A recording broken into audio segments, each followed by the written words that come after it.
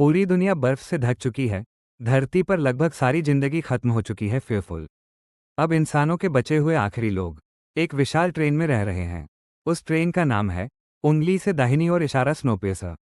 ये ट्रेन पूरी दुनिया के चारों तरफ नॉनस्टॉप घूमती रहती है, क्योंकि उंगली से दाहिनी ओर इशारा अगर यह ट्रेन रुक गई तो अंदर मौजूद सभी लोग मर जाएंगे। लेकिन इस ट्रेन के अंदर भी सोसाइटी की तरह क्लासेस बनी हुई हैं। उंगली से दाहिनी ओर इशारा फ्रंट कंपार्टमेंट्स में रिच लोग लग्जरी लाइफ जीते हैं। उंगली से दाहिनी ओर इशारा और बैक कंपार्टमेंट्स में गरीब लोग जानवरों जैसी जिंदगी जीते हैं। बैक साइड में रहने वालों को गंदा खाना दिया जाता है, कोई फ्रीडम नहीं होती और छोटी सी गलती पर ब्रूटल पनिशमेंट मिलती है। फेयरफुल। यहाँ तक कि बच्चों को भी उठा लिया जाता है। कर्टिस नाम का आदमी यह सब देखकर रिवोल्ट करने का फैसला करता है। उसका सिर्फ एक गोल होता है, उंगली से दाहिनी ओर इशारा ट्रेन के फ्रंट तक पहुंचकर इस सिस्टम को खत्म करना। एक दिन रेबेलियन शुरू हो जाती है। बैक कंपार्टमेंट के लोग गार्ड्स पर हमला कर देते हैं और यहीं से शुरू होती है उनकी डेंजरस जर्नी। जैसे जैसे वो आगे बढ़ते हैं, हर कंपार्टमेंट एक नई दुनिया जैसा लगता है, कहीं लग्जरी रेस्टोरेंट, कहीं एक्वेरियम और कहीं स्कूल फ्लश्ड। लेकिन उस स्कूल में बच्चों को ब्रेन वॉश किया जा रहा होता है। उंगली से दाहिनी ओर इशारा विल्फ्रेड इज गॉड।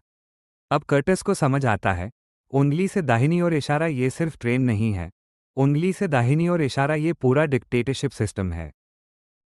जर्नी के दौरान कई रेबेल्स मारे जाते हैं, कुछ को ब्रूटली किल कर दिया जाता है।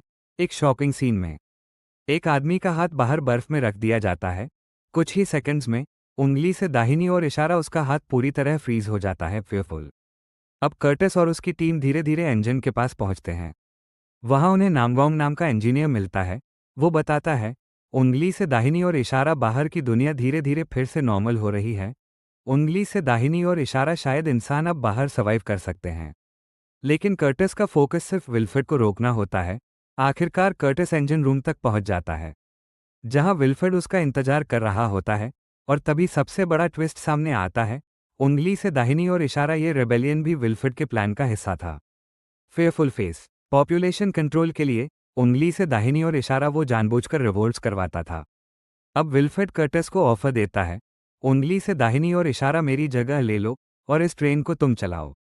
कर्टिस शॉक हो जाता है, लेकिन तभी उसे पता चलता है, उंगली से दाहिनी ओर इशारा ट्रेन के इंजन में छोटे बच्चों को मशीन पार्ट्स की तरह इस्तेमाल किया जा रहा है। फेयरफुल। अब कर्टिस फाइनल फैसला करता है, उंगली से दाहिनी ओर इशारा इस पूरे सिस्टम को डिस्ट्रॉय करना होगा। नामगोंग एक्सप्लोसिव्स का इस्तेमाल करके ट्रेन को ब्लास्ट कर देता है। पूरी ट्रेन एवलांच में क्रैश हो जाती है। टक्कर। आखिर में उंगली से दाहिनी ओर इशारा सिर्फ 2 बच्चे सर्वाइव करते हैं। जब वो बाहर निकलते हैं, उंगली से दाहिनी ओर इशारा उन्हें एक पोलर बेयर दिखाई देता है। फ्लश्ड। मतलब उंगली से दाहिनी ओर इशारा बाहर की दुनिया फिर से रहने लायक बन रही है। उंगली से दाहिनी ओर इशारा पावर वाले लोग हमेशा सिस्टम को कंट्रोल करते हैं। उंगली से दाहिनी ओर इशारा इनइक्वालिटी सोसाइटी को डिस्ट्रॉय कर देती है। उंगली से दाहिनी ओर इशारा लेकिन होप हमेशा बची रहती है। अगर आपको ऐसे माइंड ब्लोइंग मूवी रिकैप्स पसंद हैं, उंगली से दाहिनी ओर इशारा लाइक करें, उंगली से दाहिनी ओर इशारा शेयर करें, उंगली से दाहिनी ओर इशारा सब्सक्राइब करें। फिल्मी स्टफ फायर।